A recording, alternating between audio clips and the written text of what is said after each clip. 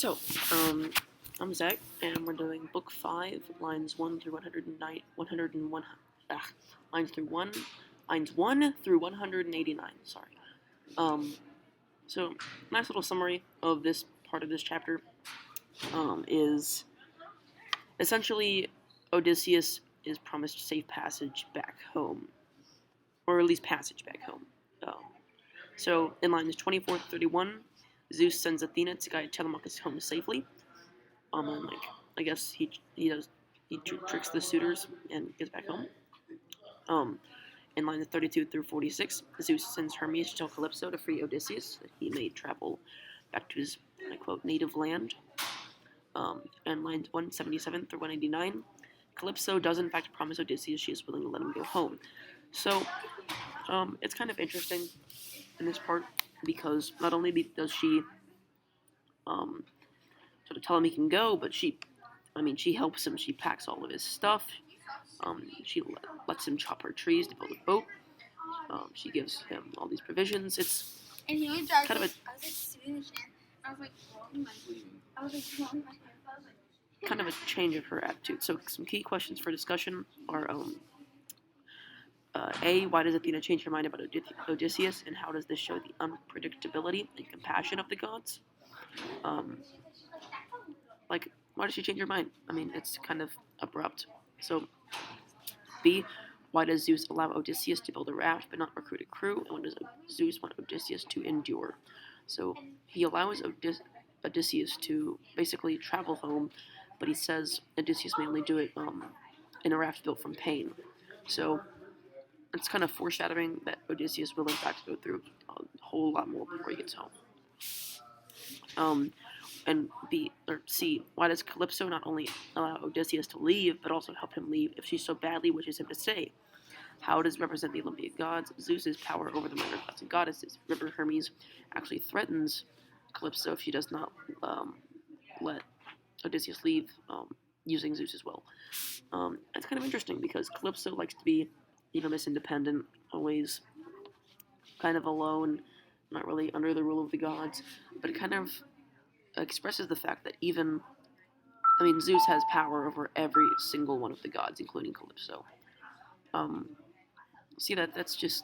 That's book 5, lines 1 through 189. Yeah, that's a summary. So. Welcome to Lecture 2 of the Odyssey, Book 5. Some passages to reread closely are lines 190 through 199.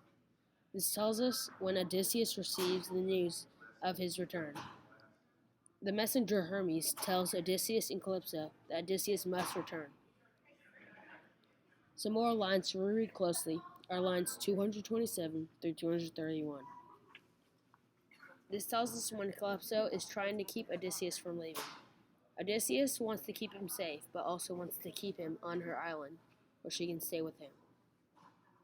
The last passage to reread closely is lines 236 through 248. This tells us when Odysseus accepts the fact that he has to leave. He tells Calypso that he must return to his wife and his family. Some key questions for discussion. Why was Calypso so upset when Hermes told her Odysseus had to go home? Why does she think the female gods are always being angered? Why does Homer emphasize Athena's compassion and sympathy for Odysseus? How does this make the reader feel? How can the interaction between not only the gods and man be seen, but the indirect interaction between the gods and other gods be seen in Book 5? Thank you for watching. 88 through 547. The passages to reread closely we'll start out with lines 309 to 321. This is about Poseidon's reaction to Odysseus leaving Calypso's island. And within this passage, Poseidon states, "Outrageous, look how the gods have changed their minds about Odysseus, while I near off with my Ethiopians. Just look at him here. Look at him there, nearing Phaeacia's shores, where he is fated to escape his noose of pain. That's held him until now. Still, my hopes ride high. I'll give that man his swamp before trouble." And basically in this passage, it's just how Poseidon is so angry and how the gods have let Odysseus leave Calypso's island and sail and try and make it back home. And the question is, what does Poseidon do when he hears about Odysseus leaving Calypso's island, and why is it so important in how it shows the tragedy in the epic? Well, it shows the tragedy in the epic and how Odysseus has this long, troublesome journey home, and Poseidon wants him to have this long, troublesome journey home, and it just demonstrates that and how Poseidon acts so angrily and wants to make him suffer.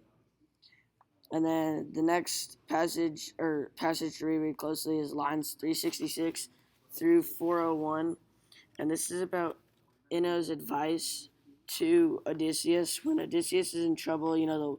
Poseidon starts sending waves, and now he's in a grave danger. His ship's barely standing. She tells him, or the question is, why does Inno pity Odysseus, and what does this show about her character? And basically, she tells him to just swim and gives him the scarf that'll help him swim and help him make it through home. But she pities him, because she once was human. She knows what it's like to not be able to do anything about the gods punishing you, or a god, just Poseidon, doing things to you. There's nothing you can do about it, and she knows that, so she pities him and feels really bad for him. And this shows about her character that she's actually a nice, caring person and has enough to feel sympathy and empathy and just help Odysseus out. And then the last main passage to reread closely in Book 5, lines 288 through 547, is lines 468 through 496, and this is Athena's inspiration for Odysseus. Now, in this part, Odysseus is swimming around and he's getting caught up in this large waves that are going to throw him into a coral reef or a reef at that point that could kill him and hurt him, and that could eventually just end his life. And Athena comes and helps him, and it states that if the bright-eyed goddess Pallas had not inspired him now, it starts around 470. It says, when he'd have been filleted alive, his bones crushed if the bright-eyed goddess Pallas had not inspired him now. And he lunged for the wreath, he seized it with both hands, and clung for dear life.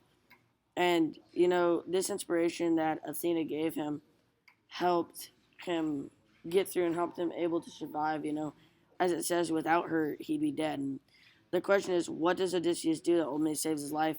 Well, he lunged for the reef and grabs it so the waves don't take him in and beat him against the rocks. And this demonstrates his perseverance through excruciating pain because, to this point, he's been battling the sea and tough the tough conditions that Poseidon has faced upon him, and now he's just going through all the pain and trying to survive and trying to live. So that's all the main passages for Book 5, lines 288 through 447. Thank Lecture you. Book 7, lines 1 through 198 by Joey Wiseman. Passages to reread closely. Lines 15 through 40, Athena helps Odysseus. Lines 90 through 128, quality of life. Lines 182 to 198, Odysseus is treated poorly. Questions for discussion. First question is, what does Athena do in Book 7 and how is it significant? Athena disguises herself as a little girl and guides Odysseus through the kingdom to get to the palace. This is significant because Athena penetrates the veil to help the epic hero on his journey.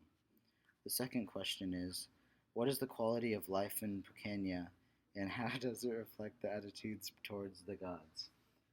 The quality of life is very good.